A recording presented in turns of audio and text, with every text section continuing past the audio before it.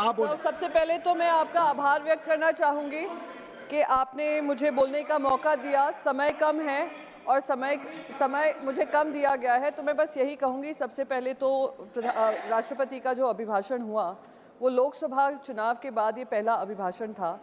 तो मैं कहूँगी जो जनता ने लोकसभा से एक बड़ा संदेश भेजा है वो सराहनीय है और हमारी प्रजातंत्र की एक बड़ी जीत दिखाता है। सर, एक और संदेश ये चुनाव ने भेजा है। भगवान श्री राम कौशल्य पुत्र भी माने जाते हैं, भगवान श्री कृष्ण देवकी पुत्र भी कहे जाते हैं। वो कौशल्य पुत्र और देवकी पुत्र ने मिलकर एक संदेश भेजा है और नॉन बायोलॉजिकल जो कहते हैं अपने आप को, उनको एक फर्क दिखाया है और ये बताया है कि भगवान का अवतार भी अपनी माँ के नाम से भगवान माना जाता है। तो ये सबक जो सिखाया, मैं सारी देश की जनता को आभार व्यक्त करना चाहूँगी। वो सारे बायोलॉजिकल वोटर्स जिन्होंने आकर नॉन बायोलॉजिकल को एक सबक सिखाया है, उसे ये कुछ सबक सीखेंगे। और यही कौशल्य पुत्र और देवकी पुत्र ने उत्तर प्रदेश से लेकर महाराष्ट्र तक, अयोध्या से लेकर नासिक तक भारतीय जनता पार्टी को हराया है। तो मैं उन सभी लोगों का आभार व्यक्त करना चाहूँगी। एक और चीज़ इस इलेक्शन ने हमें संदेश दिया है, देश की जनता को दिया है कि जो अहंकार से चलेगा उसको अहंकार ही खत्म करेगा।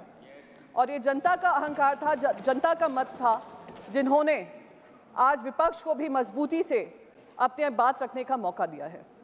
पर अभिभाषण में से कहीं भी ऐसा नहीं लगा कि केंद्र सरकार ने किसी तरीके की सबक सीखी है।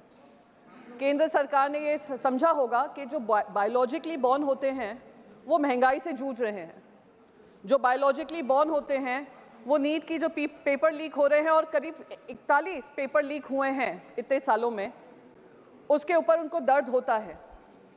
ये बायोलॉजिकली बॉर्न जो हैं वो बेरोजगारी से परेशान हैं। ये बायोलॉजिकली बॉर्न जो हैं वो महिलाएं जो सम्मान ढूंढती हैं, उम्मीद करती हैं कि सम्मान उनको दिया जाएगा। ये जो बायोलॉजिकली बॉर्न हैं, युवा हैं हमारे, वो अग्निवीर जैसी जो पॉलिसी लाई जाती हैं उससे जूझ रहे हैं, उसका शिकार हैं। जो बायोलॉजिकली बॉर्न हमारे किसान हैं वो भी त्रस्त हैं। पर उनके अभिभाषण में कुछ भी ऐसा नहीं दिया गया केंद्र सरकार की तरफ से जो दिखाता है कि कोर्स करेक्शन होने वाला है।